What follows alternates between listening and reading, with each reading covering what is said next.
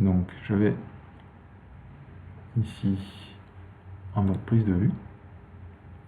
Donc je vais sélectionner en fait une classe. Donc apparaît automatiquement le trombinoscope de la classe. Alors ici les photos sont présentes, mais donc normalement vous aurez des silhouettes de cette manière-là. Donc lorsque je suis sur une silhouette, je vais pouvoir donc à partir de là déclencher la prise de vue. Alors la prise de vue se fait donc avec un appareil connecté en USB ou en Wi-Fi à l'ordinateur portable sur lequel est installé le logiciel Photoschool. Généralement, la totalité du parc se répartit entre Nikon et Canon. L'essentiel étant d'avoir un logiciel de capture associé à l'appareil photo qui va venir copier automatiquement la photographie dans un répertoire qu'on aura configuré sur l'ordinateur. Donc c'est le cas de Camera Control pour Nikon et c'est le cas de iOS pour Canon, iOS Utilities.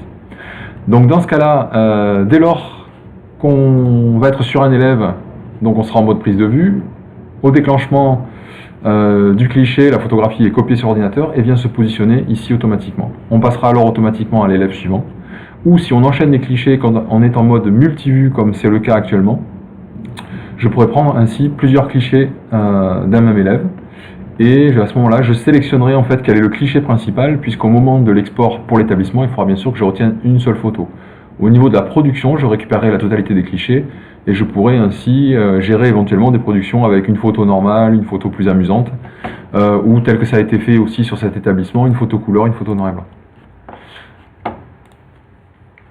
Alors, dans les utilisations du logiciel, beaucoup de fonctionnalités proviennent en fait du terrain et nous sont remontées par les photographes chaque année.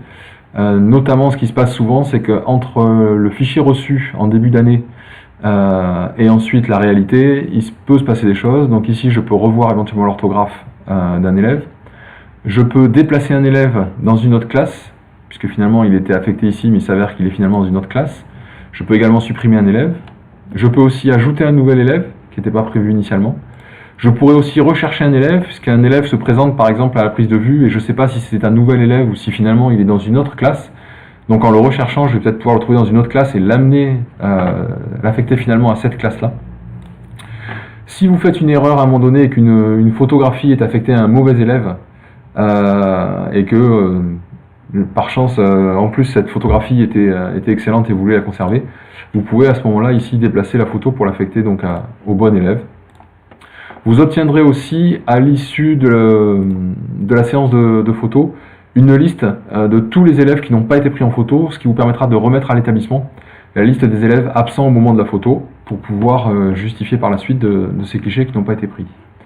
Je peux basculer à tout moment dans une autre classe, notamment dans la classe frères et sœurs, par exemple, pour prendre les photos des fratries, ou la classe enseignant pour prendre le personnel enseignant. Et je reviens ici sur la classe en cours. Donc à l'issue de cette prise de vue, une fois que j'aurai terminé donc toutes les classes de l'établissement, je pourrai passer à la phase 3, qui consiste donc à faire un export. Alors quand je vais faire un export, donc je pourrais sélectionner à ce moment-là, donc vous avez vu qu'il y a des photos principales, je peux soit choisir ma photo principale pendant la prise de vue, soit en fait préférer ne pas consacrer de temps à ce moment-là pendant la prise de vue et me dire qu'à la fin, je pourrais sélectionner donc toutes les photographies qui n'ont pas encore été sélectionnées et choisir à ce moment-là quel est les photographies à retenir. Donc ici, par exemple, voilà, j'ai à chaque fois pour chaque élève donc les deux photographies qui ont été prises et donc je peux choisir ici celle qui est encadrée en rouge et celle qui est retenue actuellement. Et je peux choisir celle que je vais retenir. Ici, j'obtiens la liste des élèves non photographiés en PDF que je vais pouvoir confier à l'établissement.